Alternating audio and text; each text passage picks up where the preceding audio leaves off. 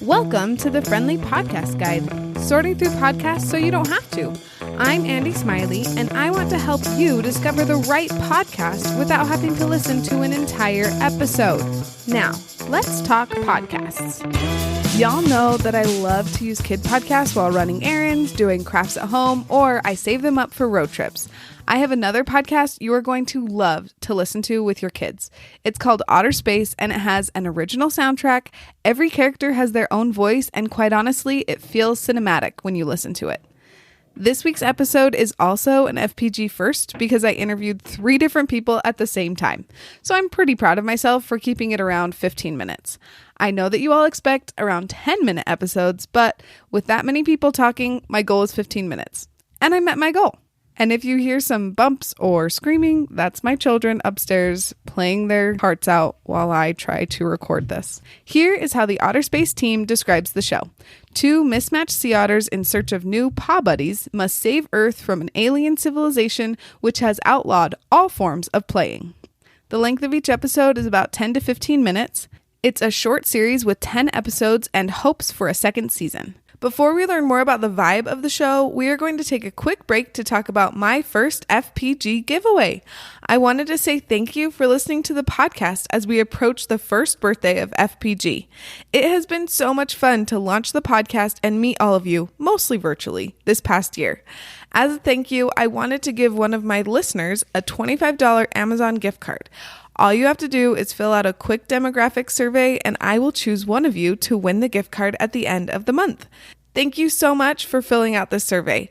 It will help me find podcasts that you will enjoy and find sponsors that align with your wants, needs, and desires.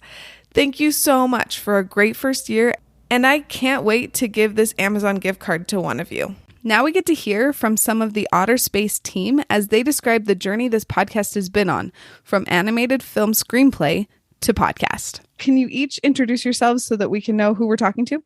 We'll go alphabetically here, maybe. I'm Andrew Levine. I'm a writer and a producer on this. I'm Ben Stahl. I'm a writer, producer, and the director of the podcast. Hi, I'm Renee Dorian. I'm a producer, and I am the lead voice, Cordy. Fabulous. Perfect. I am so excited. I've never talked to 3 different people at the same time. This is an FPG first, so it's going to be exciting. Woohoo! So I don't know who wants to take this, but can you tell me what made you want to make this podcast? Andy and I are feature screenwriters, and we've been writing feature screenplays for the kids and family space primarily, and the teen space for the last couple of years. And we had a project that is the project that you're listening to as a podcast now, called Otter Space, which was a finalist in a couple screenplay competitions. And we were encouraged to explore producing it as a podcast as a way of, one, getting the material out there to kids. And because animation is it takes a really long time to produce. It could take 3 or 4 years. And, this was a project we were super excited about. We had great talent, and we were also in a pandemic. So we couldn't, connect with a lot of people. So this was one of these projects that kind of came out of, well, we have this great script. We want to get it in front of kids and get it into kids' ears. And it sort of made it sort of seemed like a good thing to convert into an episodic podcast. Hence, we have a 10 episode serialized narrative podcast with, top talent that we could get during the pandemic from Hollywood actors, Lance Barber, Samba Shoot, Renee Dorian, who's here with us, and Carlos Alazraqui, as well as many others that are voices in this podcast. But it was a time when we started recording this last year, we were still locked down quite a bit in LA. So, we're all these creatives want to just do stuff, so we found a way to get together to take this script that we had into an episodic format. And it was a lot of fun. Definitely. I'm sure it was nice to have some sort of creative outlet when you were all just stuck kind of at home. Well, and I love that you take so much care in the production, and I feel like it really shows. And sometimes we discredit kids' ears as being like not as discerning, but I feel like when you put a well-produced podcast in front of them, they are hooked from the beginning. Agreed. Agreed. Yeah. So we didn't really want to, we really approached this as if we were making an animation. We wanted the top talent, we wanted sound effects, we wanted an original score, and we wanted this thing really well mixed. Because in some sense, kids are even more discerning, because they're used to hearing things well produced, where maybe, I'm a child of the 1980s, so things were a little bit more junky when they were on VHS videos then, so yeah. Definitely. That is true. I feel like sometimes I can slide stuff past my kids, but not always. Mm-hmm. Yeah, I think we went about it to make it sound something that sounded fully like a full sonic soundscape. So from the sound effects, I mean, the bulk of the project takes place in outer space, and with spaceships and exciting, montage kind of fun music sequences. And it's really about these two characters, and we'll get into this a little bit, but our two otters exploring like a whole new world. And so for us, we wanted the sound to be that for a kid listener, for them to be able to listen to something and imagine, in a sense, even more than it's there. The music really helps too, I think, bring like that full scope. Yeah, while the kids absolutely. are listening. Totally. I love that. So what do you want these kids to get out of your podcast? So like thematically, this is all about play, because otters, as we know, are very playful, adorable, but also very playful. So we really explore the theme of play. And I think maybe there's a lot of parents out there who are familiar with the sort of social emotional learning that's going on in education today, with a growth mindset versus a fixed mindset, and the idea of structured play versus unstructured play. So our two main characters embody that. One's all about structured play, and then the other character who Renee plays is all about unstructured play. And they're both valid. So one of them wants to sit down and read the instructions before they get started. The other one wants to just jump in and we'll figure it out. And they're both valid ways to play, and they're both great, and they're both essential, and they should be part of every kid's vocabulary. But when you have two who play differently, how do they learn to play together? And that's really what this is about, is having this open mind, growth mindset, and being able to welcome others into playing, even if it doesn't exactly match the way you want to play. Mm-hmm. So definitely that helps kids to learn like relationship skills as well, almost like 1,000%. Seeing other people or other otters, I guess, figure it out for themselves. That's awesome. The puns just write themselves. No, and it's honestly, it is. I mean, we play so that, we pretend so that when it comes to the real world, we're ready for it. I love that. Yeah. Okay, Renee, you're going to have to tell me how would you consider the vibe of the show? Oh gosh. I mean, it's adventurous, it's spunky and fun, thrilling. I think there's a lot of moving parts to it. I can't just like use one word, I feel Sure. like, to describe it. But I think it's, how we say otters are playful. I think that's what this embodies. It's playful. And anyone can listen to it and find something that resonates and something that they think is also hilarious. You don't have to be just a kid listening to it. I have a lot of friends right now that are like, oh, I'm listening to it with my son, and oh my God, it's so funny, and that excites me just to know that like, it's not just the kid listening, it's the adult too. So that's what I think is really exciting, is that everyone can get something out of this. I personally love the kid podcasts that also entertain me, because I have to listen to them too, right? Well, like I'm in the room with exactly. them or in the car with them or whatever. So when I can be entertained too, I feel like I usually move 100%. those podcasts to the top. Oh yeah, you remind them. Oh, how about we listen to this one? That's like Exactly. what we're doing with this podcast. We want parents to be able to be like when I'm in the car with my kids, my daughter's always in control, right? But I want to Yes. give her something that I'm going to say yes to, as opposed to, no, it's like, oh, it's not working. Sorry. This one, parents will not feel like they have to hide something. They can be like, okay, yeah, let's turn it on, see what happens in the next episode. So yes, we're right there with you. I love that.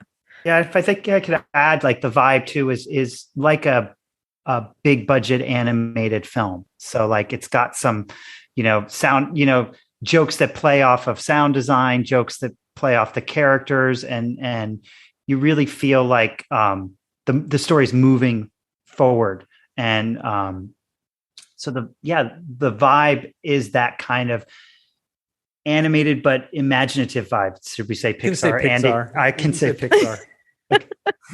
Dare to dream. I love it. You know what? You got to put it in the universe for it to come back to you, right? Absolutely. Right. Exactly. That is fabulous. Okay, so I'm going to ask you about your favorite episodes, or I feel like sometimes with like serialized ones, you can tell me your favorite character. That's sometimes easier. But first, tell me, where can we find you? Like social media, websites, all that stuff. So we're in iTunes, we're on Spotify, we're on Stitcher, we're on Google Podcasts, we're on basically all of the podcast players everywhere. We have a website, it's otterspacepodcast.com. We have a Twitter, Otter Space Pod, I think is the Twitter handle. Basically, if you search for Otter Space, we're likely to come up. But, we have an Instagram handle as well. If you search right now, you'll find the episodes in the iTunes podcasts app. You'll find it in Spotify and wherever you get your podcasts, as they say. Perfect. I will make sure to link all of that in the show notes so that people can go exactly where they want to.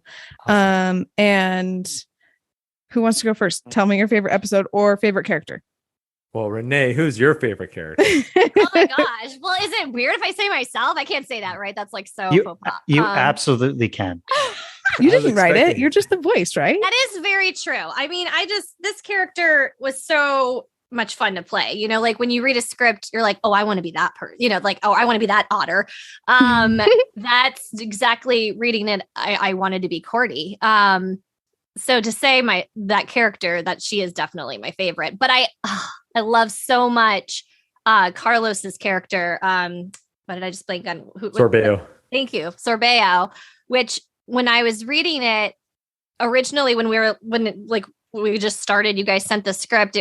I remember texting you and being like to Benj and Andy, like, is it pronounced Sorbeo or Sorbio? Right? Remember, I was like, because I had this idea. I was like, oh, I know it's like this voice, like I already hear it before it's even cast. So that character is also my favorite. That's a very long-winded answer. Sorry about that. So Benj, who's your favorite character or episode? Well, I'll do both. I'll do both quick. I mean, I love Bo and Gorkel as well. There are two aliens that we meet that are kind of the polar opposites of Kip and Cordy, who are two otters that get launched out to outer space. And I just love that Andy and I were able to cast people that we had worked with in different aspects of the business. Rick Adams, who's got a nice British accent, which, we just loved for our kind of by the book nerdy alien. It just worked great. And he's so typecast. Yeah. And then Dave Wilder, who plays Gorkel, was, someone who Andy and I have done a lot of volunteer work with the Young Storytellers Foundation. So it was great to be able to see Dave, who's done so many characters for us on stage, be able to play a role in this. And he just knocks it out of the park. He's the, lovable, big, goofy, huge alien, that's scary, but he's got a heart of gold. I love his voice. It's so good. So we love him. And I guess that ties into, I think episode 4 might be like one of my favorite episodes because we get to see our 4 main characters interact and play and teach and learn how to play. And that has, drastic consequences for the rest of the story. I was going to say that was my favorite episode too. Oh, episode 4. That. I too like episode 4, but I like all of them actually. My favorite character, gosh, I love them all, but you love all your children. How can you choose a favorite? But come on, who's your favorite?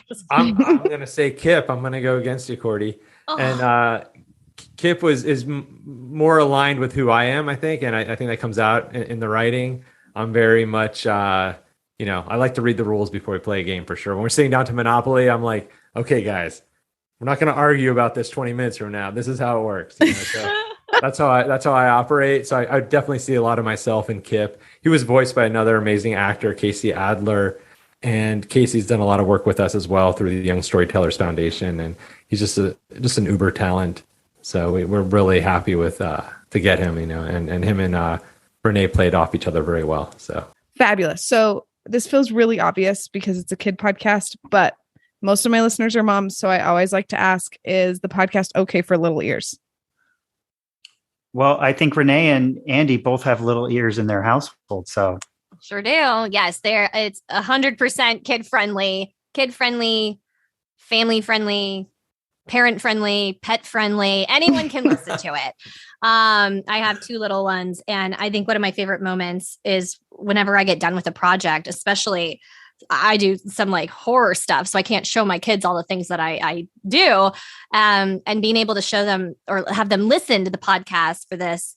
When my daughter laughs out loud, those are my favorite moments. Or if I hear my son giggling, Daisy's 5, Ollie's 2, and Ollie may not get everything yet, but he hears the characters, and because they're so, bold,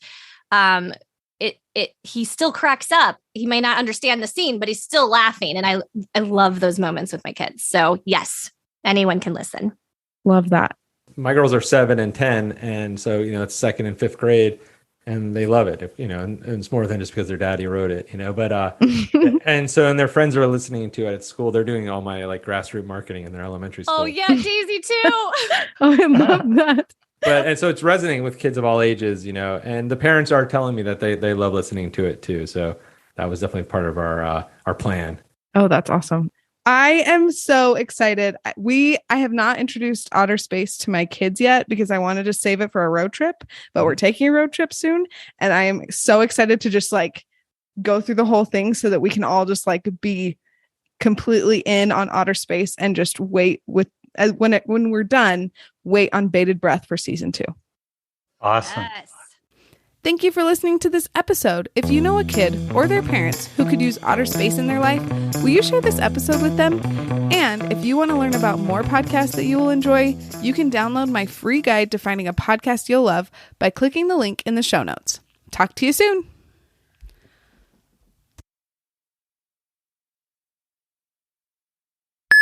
Yeah, Daisy came home from school one day and she's like, Mommy, I've been telling people they need to listen to Otter Space. Oh and I'm like, God. well, like, where are you telling? She's like, I'm just telling them. And they said that they know it, that they're listening to it. And I'm like, what? What's happening in kindergarten?